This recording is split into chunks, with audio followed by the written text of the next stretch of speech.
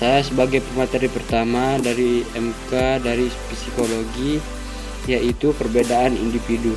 Pada dasarnya, setiap individu merupakan satu kesatuan yang berbeda. Perbedaan dapat dilihat dari dua segi, yakni horizontal dan vertikal.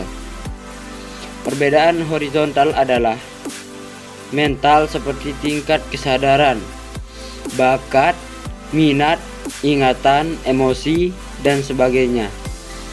Perbedaan vertikal adalah perbedaan individu dalam aspek jasmaniah, seperti bentuk, tinggi, dan besarnya badan, tenaga, dan sebagainya. Baiklah, di sini saya akan menyampaikan materi tentang jenis-jenis perbedaan individu.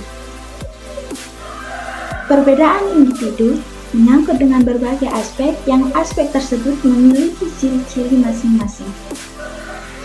Aspek-aspek tersebut yaitu seperti aspek kecerdasan, bakat, keadaan keluarga, keadaan jasmani, penyesuaian sosial dan emosional, dan juga seperti halnya pada prestasi dalam belajar. Seperti halnya pada aspek kecerdasan. Perbedaan individu dapat dilihat dari aspek kecerdasan. Contohnya seperti siswa yang lebih cerdas atau tingkat kecerdasannya lebih tinggi pada umumnya memiliki perhatian yang lebih baik dan proses pembelajaran yang lebih cepat. Sedangkan siswa yang memiliki kecerdasan yang lebih lamban atau tingkat kecerdasannya lebih rendah menunjukkan bahwa siswa tersebut lebih lamban dalam proses pembelajaran. Perbedaan individu juga dapat dilihat dari aspek keadaan jasmani.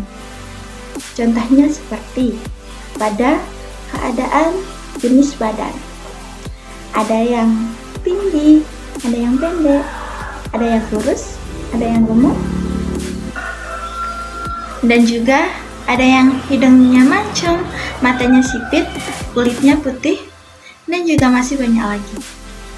Itulah tadi ciri-ciri perbedaan dari aspek-aspek yang telah saya sebutkan. Baiklah, kesimpulan dari saya adalah setiap individu itu memiliki perbedaan. Karena jika semua individu itu sama, lalu bagaimana cara kita untuk membedakannya?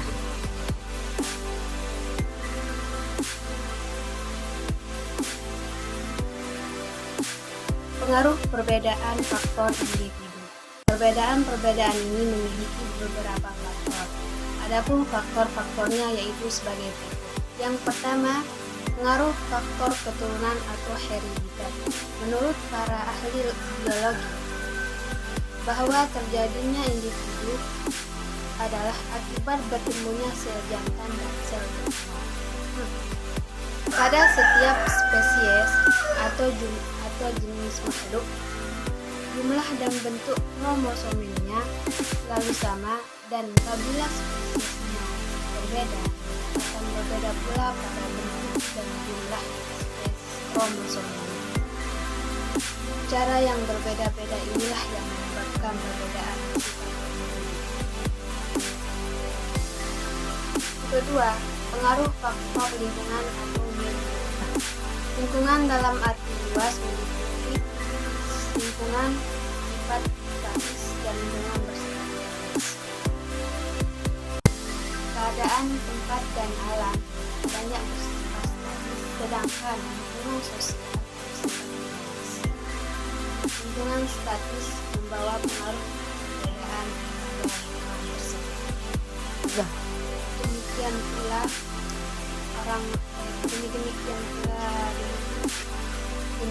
pula lingkungan statis juga berpengaruh pada orang-orang yang tinggal di lingkungan tersebut.